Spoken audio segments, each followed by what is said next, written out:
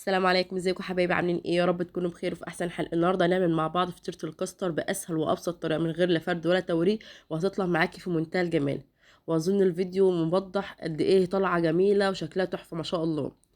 ان شاء الله تجربيها وتطلع وصفه سهله وبسيطه. ولو لسه اول مره تتابعيني يا ريت ما تنسيش تعملي لايك واشتراك للفيديو وتفعيل الجرس عشان يوصلك كل جديد معانا باذن الله.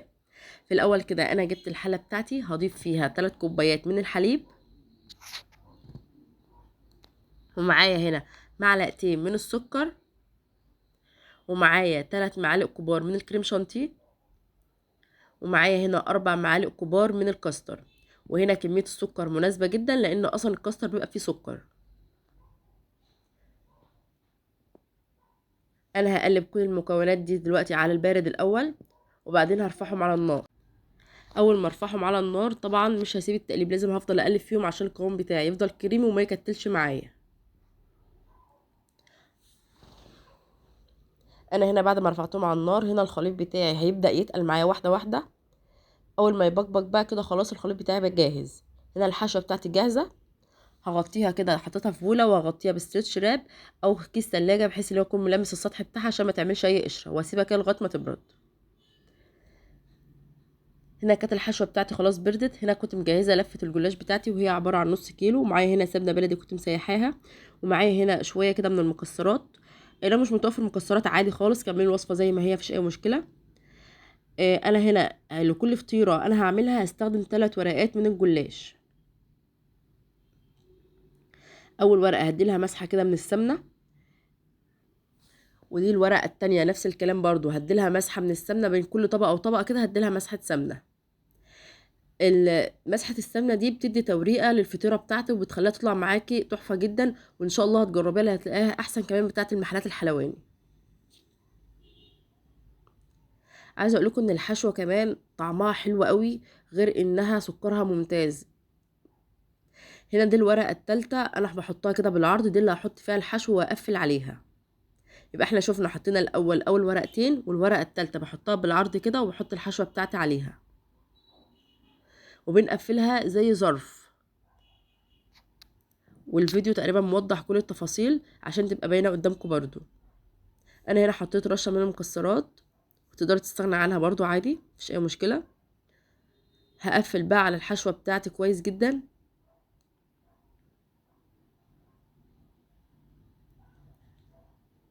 دي طريقه التقفيل اللي هي المفروض تبقى مناسبه معانا، وده شكل الفطيره بتاعتنا.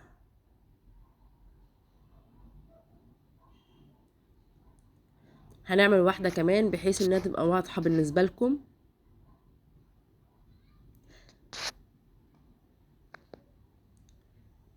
وصفه سهله وبسيطه، ومتاكده ان شاء الله ان انتوا اول ما تشوفوا الفيديو ان شاء الله تجربوها وتعجبكم.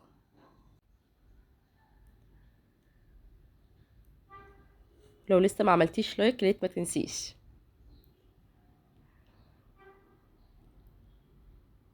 انا هنا كنت مسخنه الفرن بتاعي على درجه حراره 180 رف اوسط.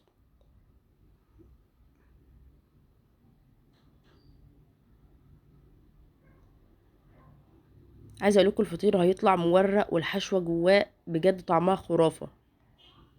الولاد هيعجبهم جدا ان شاء الله. اول ما تجربيها هستنى رايك في التعليقات باذن الله.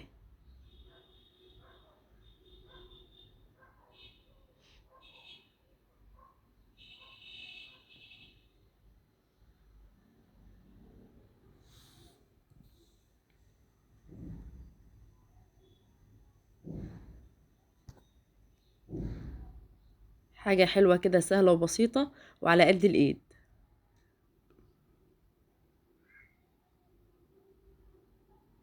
وكده الفطيره بتاعتنا جاهزه. انا هحطها في الصينيه بتاعتي وهدهنها كده من على الوش بمسحه برضو من السمنه، وهدخلها على فرن طبعا كنت مسخناه قبلها.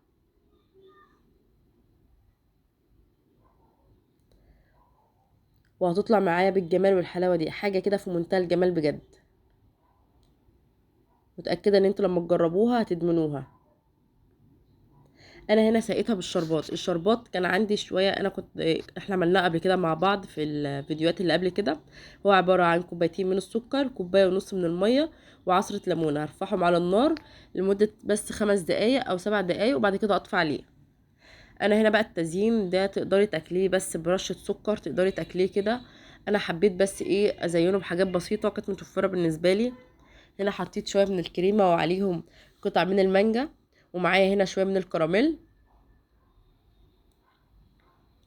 انا لما جيت اضيف يا جماعه الشربات، انا ما ضفتش كميه كبيره من الشربات، يا دوبك حاجه كده بسيطه، بحيث انا مش عايزاه مسكر زياده عن اللزوم. السكر بتاعه كان مظبوط جدا، وحاجه كده في منتهى الجمال. التزيين دي بقى حاجه ترجع لك، يعني ايه حسب المتوفر بالنسبه لك. ممكن رشه سكر بودره، ممكن تسيبيه ساده كده خالص مفيش اي مشكله. دي حاجه حسب المتوفر بالنسبه لك عادي جدا.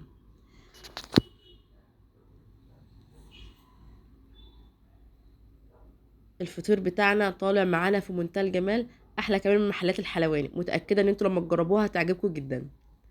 ده غير ان الحشوه بتاعها تطلع معانا حاجه كده تحفه.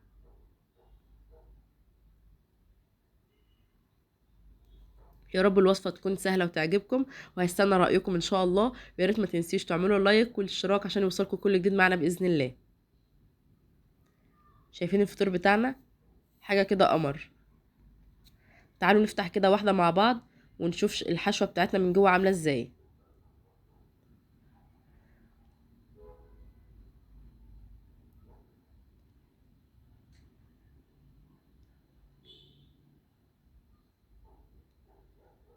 ايه رايكم بقى في الجمال ده؟ حاجه كده في منتهى الجمال. اشوفكم على خير، وان شاء الله في وصفات جايه باذن الله.